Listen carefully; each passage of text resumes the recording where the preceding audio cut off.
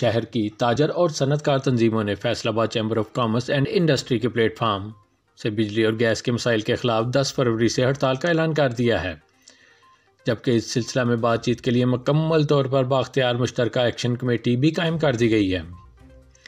इस बात का ऐलान फैसलाबाद चैम्बर ऑफ कॉमर्स के सदर राना मोहम्मद सिकंदर आज़म ने आज शहर भर की 100 से ज़ायद ताजर तंजीमों के नुमाइंदों पर मुश्तमिल एक मुश्तरका इजलास से खिताब करते हुए कही।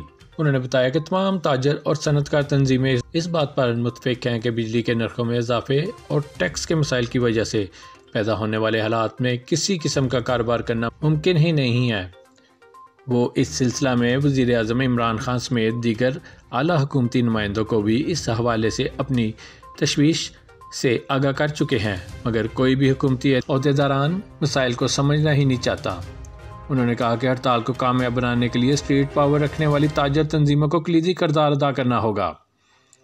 उन्होंने मज़ीद कहा कि हम हुकूमत से खैरात नहीं मांग रहे, इस सिलसिला में मुकम्मल तहरीक चलाना पड़ी तो हम इससे भी ग्रेज नहीं करेंगे।